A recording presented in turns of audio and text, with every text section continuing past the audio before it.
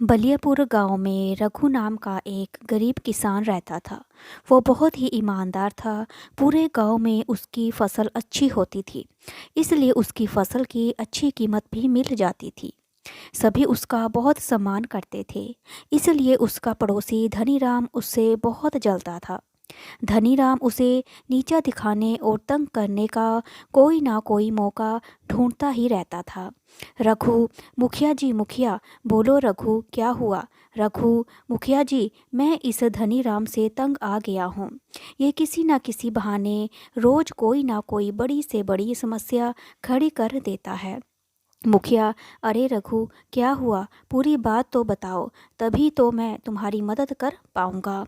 रघु, मुखिया जी, मेरे और धनीराम की खेत की बीच में मेड़ देखी है ना आपने? मुखिया, हाँ हाँ, ये तो सब जानते हैं। रघु, धनीराम ने कल उस बीच की मेड़ को काट दिया और अपने खेत में पानी चलाकर छोड़ दिया, और मेरा पूरा खेत पानी से लबालब भर गया। आप कुछ कीजिए ना। मुखिया, तो तुम मुझसे क्या चाहते हो रघु? रघु, मैं उसे समझा समझा कर थक गया हूँ। मुखिया, पंचायत कर लो। बोला, तुम तैयार हो? रघु, ठीक है मुखिया जी, पंचायत में मुखिया। क्यों धनीराम, तुम काहे को रघु को रोज रोज परेशान करते हो? ये कोई अच्छी बात नहीं है। धनीराम, मैं कहाँ करता हूँ मुखिया जी, ये आपसे किसने कहा? मैं नहीं, ये रघु मुझे रोज तंग करता है। भगवान कसम, इसने मेरा जीना हराम कर दिया है। मुखिया, पर ये रघु तो कह रहा है कि तुमने खेत की मेड़ को काट कर पानी की पाइप इसके खेत में और कर दी।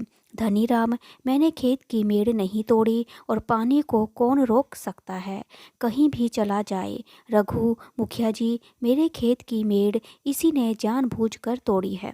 धनीराम, ऐसे कैसे? मेड़ तोड़ते हुए तुमने क्या मुझे देखा है क्या? रघु, अरे तुम्हें कहाँ देखता हूँ, रोजाना कुछ ना कुछ तो तुम करते ही रहते हो।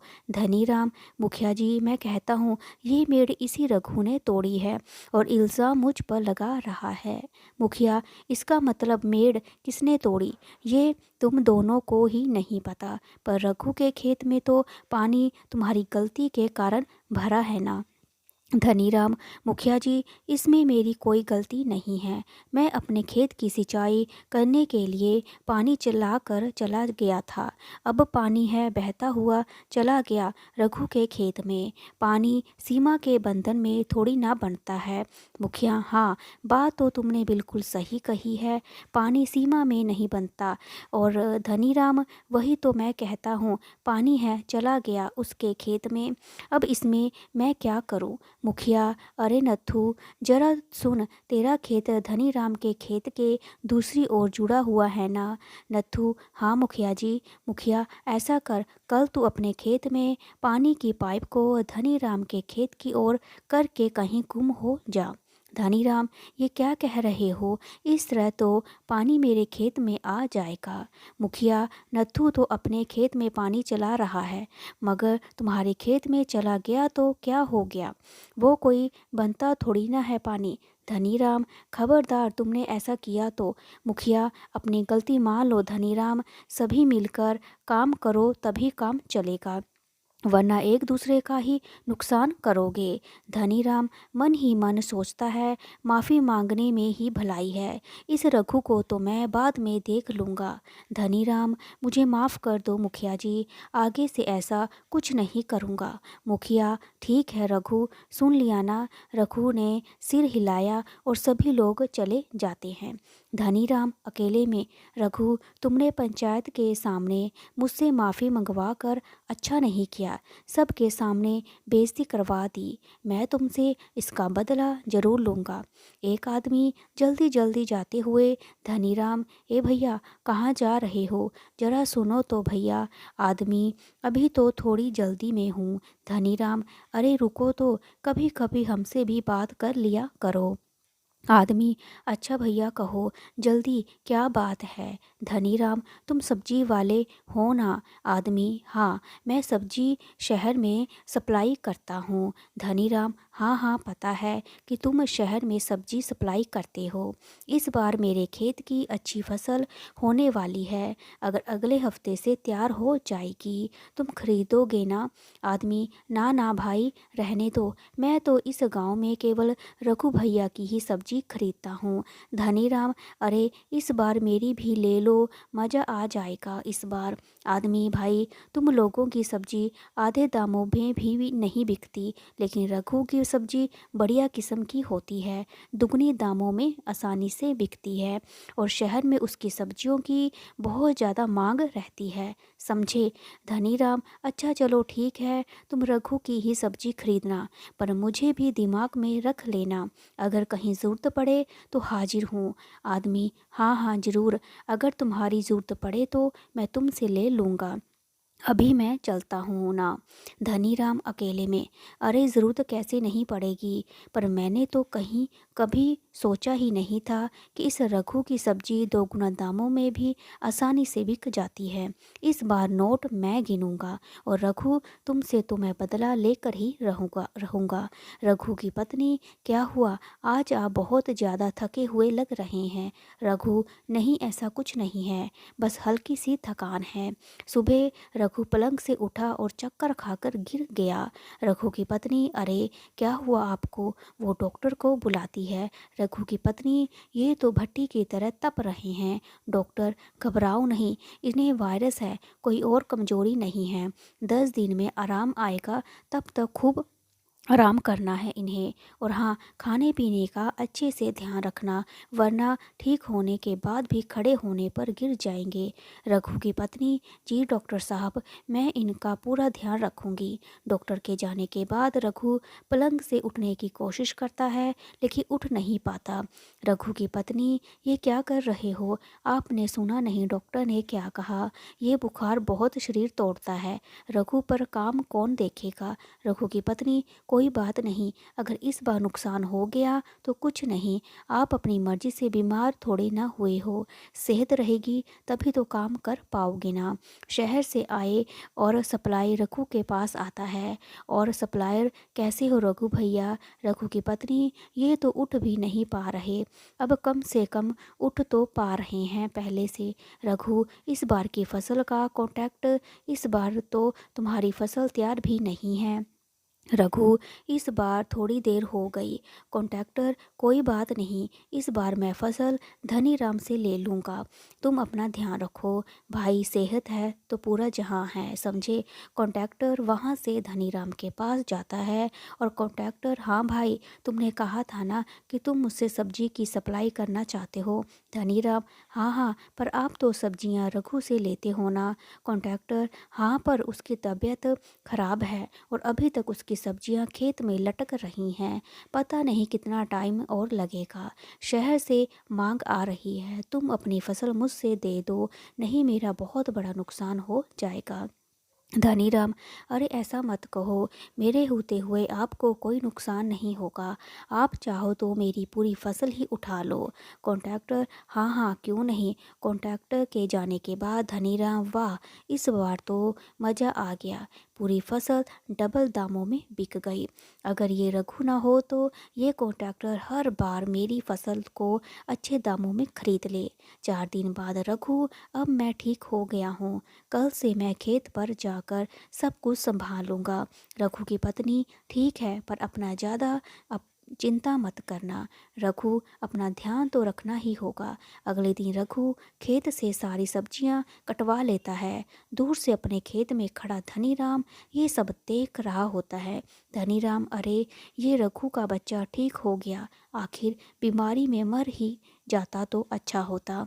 रघु अपने मजदूरों से: सुनो, ये सब्जी अब जल्दी खराब हो जाएंगी, शहर जाते जाते ये सब्जियां सड़ जाएंगी और मैं तुम्हें कल सुबह बताता हूँ कि इनका क्या करना है।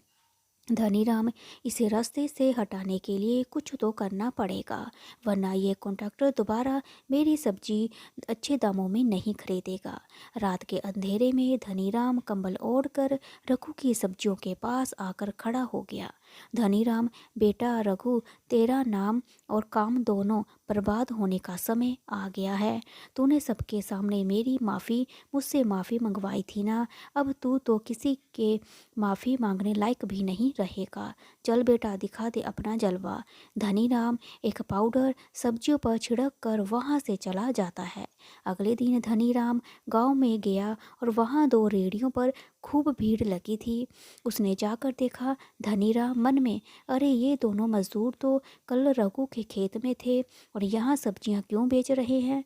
धनीराम, अरे भाई, तुम यहाँ हाट पे सब्जी और क्या माजरा है। मजदूर, रघु भैया ने कहा है कि ये सब्जियाँ जल्दी खराब हो जाएंगी, इसलिए इन सब्जियों को गांव की हाट में आधे दामों में बेचने को बोला है। धनीराम मन ही मन, हे भगवान, मैंने तो इन सब्जियों में पाउडर छिड़का हुआ है, पर मुझे क्या, मेरे घर में तो मेरे खेत की उगी हुई सब्जियां ही खाते हैं। जो भी रघु की सब्जी खाएगा उसे अपने आप पता चल जाएगा, और जब सब बीमार होंगे तब रघु को भी पता चल जाएगा। देखता हूँ रघु इन सब लोगों को क्या जवाब देता है। बेचने दो, चलो अच्छा है, रघु की बदनामी पूरे गांव में होगी। धनीराम, हाँ हाँ बेचो भैया बेचो, देखो रघु को नुकसान ना हो पाए। धनीराम अपने खेत में एक आदमी से बात कर रहा था। तभी एक बच्चा भागते हुए आया। बच्चा, काका काका जल्दी चलो, आपको काकी बुला रही है। आदमी, अरे बेटा पहले सांस तो ले लो, ऐसा क्या हुआ जो हाफते हुए बता रहे हो। बच्चा, खाना खाने के बाद राधा उल्टियाँ कर रही है। आदमी, क्या राधा मेरी बच्ची, चल जल्दी चल। धनीराम, मतलब रघु के उल्टे दिन शुरू हो गए हैं। ये कहकर वो वहाँ से जाने लगता है। रास्ते में उसे मुखिया मिल गया। धनीराम, अरे मुखिया जी, क्या हाल है। मुखिया, मैं तो ठीक हूँ धनीराम, पर गांव में जाने आज क्या हो गया। खाना खाने के बाद हर आदमी अस्पताल में भर्ती हो गया और बहुत के पेट दर्द हो रहे हैं। धनीराम, कुछ पता चला क्या, खाया क्या था। मुखिया, बस इतना पता चला कि बस लोगों ने एक ही जगह से सब्जियां खरीदी और आधे दामों में, और धनीराम, रघु की सब्जी भी आधे दामों में बिक रही हैं। मुखिया, वही सब ने वही बताया। धनीराम, मुझे तो कुछ गड़बड़ लग रही है। वैसे तो ये रघु अपनी सब्जी शहर में बेचता है और इस बार कुछ तो जरूर होगा जो इसने गांव में बेच दी। बताओ कितने आदमी अचानक से बीमार हो गए। धनीराम, मुझे भी ऐसा लग रहा है, उसी की शिकायत करने के लिए जा रहा हूँ। मुखिया के जाने के बाद धनीराम मन ही मन में, वाह अब आएगा मजा। जब धनीराम घर आया तो उसकी पत्नी भागते हुए आई। धनीराम की पत्नी, सुनिए जी, मनु को कितनी देर से उल्टी हो रही है, चलिए अस्पताल लेकर चलते हैं। धनीराम, उल्टी, क्या खिला दिया ऐसा। धनीराम की पत्नी, ये भिंडी खाने की जिद कर रहा था, घर में तो नहीं थी तो हाट से आधे दामों में खरीद कर बना दी। धनीराम, चलो जल्दी अस्पताल चलो। वो दोनों बच्चे के साथ अस्पताल पहुंचते हैं और अस्पताल में अफरा तफरी मची हुई थी। धनीराम, डॉक्टर साहब मेरे बच्चे को देखिए, ये बार बार बेहोश हो रहा है। डॉक्टर, देखो यहाँ सारे बेड फुल हैं, यहाँ किसी दूसरी जगह आप ले जाओ, कहीं शहर। धनीराम, पर तब तक तो इसकी तबीयत बहुत ज़्यादा ख़राब हो जाएगी। डॉक्टर, तुम मेरी मजबूरी समझो, इसे दवाई दी जा रही है और उसे भी बिल्कुल आराम नहीं हो रहा, पता भी नहीं चल रहा कि इनकी तबीयत क्यों बिगड़ रही है। अगर पता चल गया तो शायद हम इलाज भी कर पाते।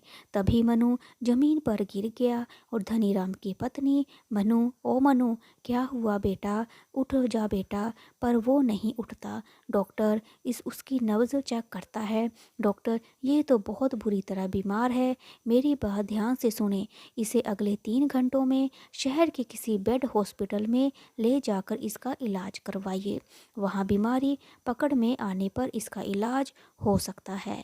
यहाँ तो धनीराम, डॉक्टर साहब मैं आपको सच सच बताता हूँ ये कौन सी बीमारी है, वो डॉक्टर साहब को सब कुछ बता देता है।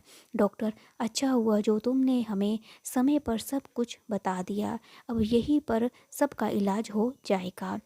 डॉक्टर मनु और बाकी लोगों को इंजेक्शन लगाता है। तभी पुलिस वाला वहां आता है और डॉक्टर के साथ अंदर कमरे में चला जाता है। पुलिस वाला, हाँ भाई, मेरे साथ चलना होगा तुम्हें। धनीराम, जी साहब, मैं आपके साथ चलने के लिए तैयार हूँ। मुझे अपनी गलती का एहसास हो चुका है। तभी मुखिया जी और रघु भी वहाँ आ गए। मुखिया, लेकिन धनीराम, तुमने ऐसा गलत काम क्यों किया?